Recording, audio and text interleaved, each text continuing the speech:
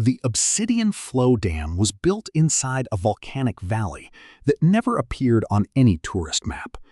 Officially, it was a clean energy project. Unofficially, it was something else entirely. Something that had been sealed beneath the earth, long before humans learned to write. Engineer Marcus Hale arrived during a constant ash storm. The sky above the dam was permanently black, as if the sun had been erased. The dam itself was made of dark stone-like concrete that shimmered like glass under heat lightning. From the moment Marcus stepped inside the control station, he noticed the silence. No birds, no insects, no wind echoing through the canyon. Only the low vibration of something massive moving beneath the reservoir. The supervisor handed him a simple warning sheet. "Do not check. Depth sensor 9. Naturally, that was the first thing Marcus checked. Sensor 9 wasn't reading water. It was reading structure. Something enormous existed beneath the reservoir floor, far bigger than the dam itself. At night, Marcus began hearing tapping sounds from inside the metal walls. 3 taps. Pause. 3 taps again. Workers told him it was thermal expansion. But they avoided the lower levels after midnight, one technician finally confessed. It copies sounds. Don't answer it if it responds. 2 days later, the reservoir water turned blacker than oil, and then the dam began to breathe. Marcus saw it first on the underwater camera feed. Something pale pressed against the glass lens from below. A human face, but stretched, wrong. It smiled before the feed cut out. All power failed across the facility. Emergency lights turned the corridors red. Then the ground beneath the dam cracked open slightly. Black steam rose through the fissure, and something inside whispered through the vents. "We're buried before fire." Exist. The reservoir began draining downward instead of outward, against gravity. Marcus ran to the central control core where classified files were stored. What he discovered changed everything. The Obsidian flow dam was not built on natural land. It was built over an impact site, a fallen structure older than Earth itself. Something had crashed into the planet millions of years ago, and it was still alive beneath the reservoir. The dam wasn't holding water. It was holding it down. A containment weight, a lid. That night the lid failed. The dam split open. From beneath the reservoir, a massive skeletal entity rose, covered in glowing cracks like molten stone. It didn't emerge, it unfolded. Miles of buried structure attached to it like chains to a prisoner. And then it opened its eyes. The valley went silent. All machines stopped. Even fire ceased burning properly. Marcus barely escaped as the entire dam collapsed inward, but as he ran, he heard one final message in the water behind him. "Now the surface remembers US." The Glass Reservoir project was humanity's first attempt at building a transparent dam. Located in a frozen Arctic basin, the entire structure was made from reinforced crystal composites. It was designed to allow scientists to observe underwater ecosystems in real time.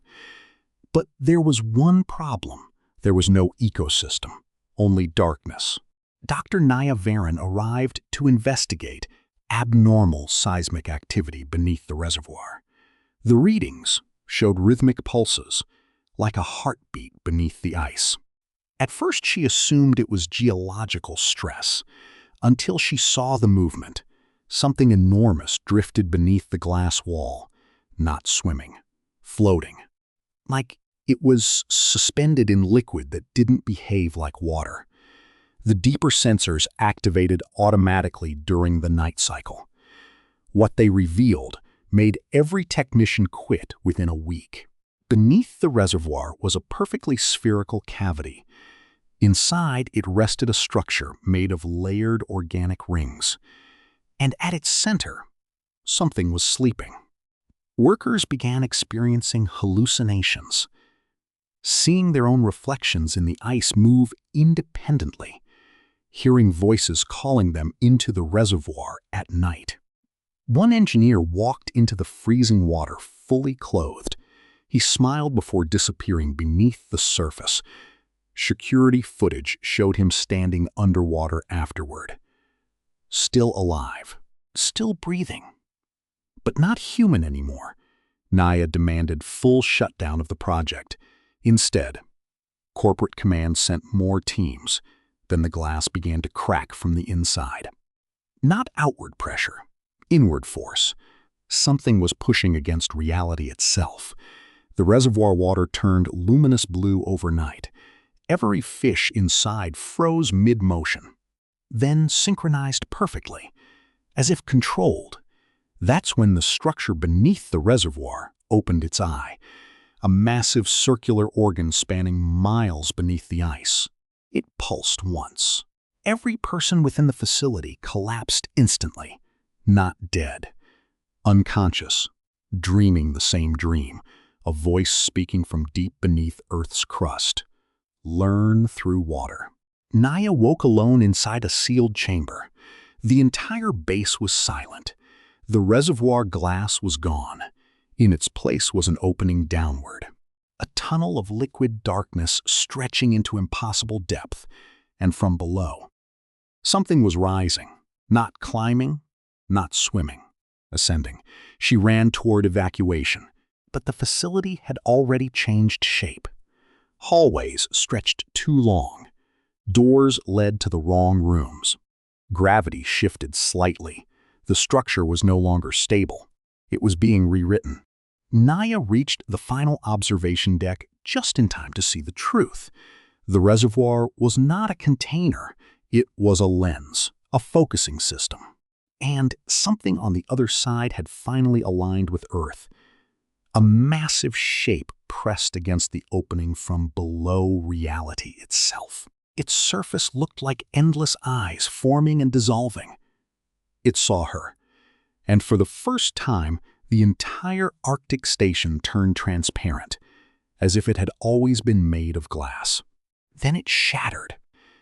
The Ashen River Dam was built over a cursed canyon where no water had naturally flowed for thousands of years.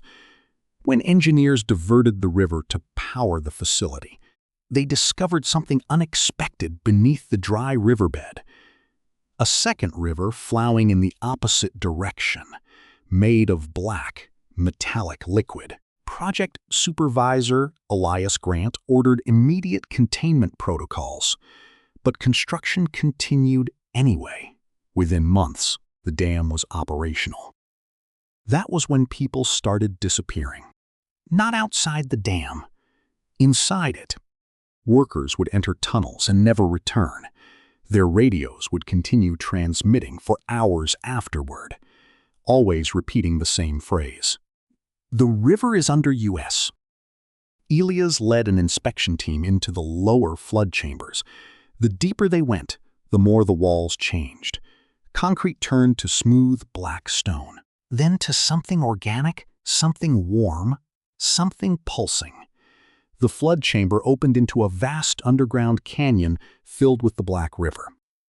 But it wasn't water, it was moving metal, alive, forming patterns like veins. Then they saw the dam's foundation. It wasn't built on rock. It was embedded into a gigantic buried organism, stretching beyond visibility. The dam was not constructed. It was grown into it. The river suddenly reversed flow, upward, toward the surface. Fluting the facility from beneath, security systems failed instantly. And the voice began speaking through every metal surface. "You are the dam now." Workers began melting into the Black River when touched by it, not dissolving, becoming part of it. Elias ran toward the core control station where emergency protocols were stored. There he discovered classified footage from before construction. The canyon was not empty. It was a wound in the earth. Something ancient had been buried inside it, and the dam was a seal stitched across it. But the seal had started bleeding. The Ashen River was not water. It was memory, and it was waking up. The final breach happened when the river rose vertically through the facility like a wall. It didn't flood the dam. It replaced it. Elias saw entire sections of the structure dissolve into moving black liquid, people screaming as they became part of it. He activated the self-collapse sequence. Explosions tore through the canyon. The dam shattered. For a moment, the river stopped, then it reformed, and began flowing upward into the sky, breaking gravity itself. Elias escaped just before the canyon turned completely black.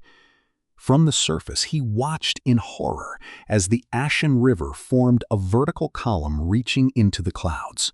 And inside it, shapes moved upward towards space, as if Earth had finally opened a passage it could never close again.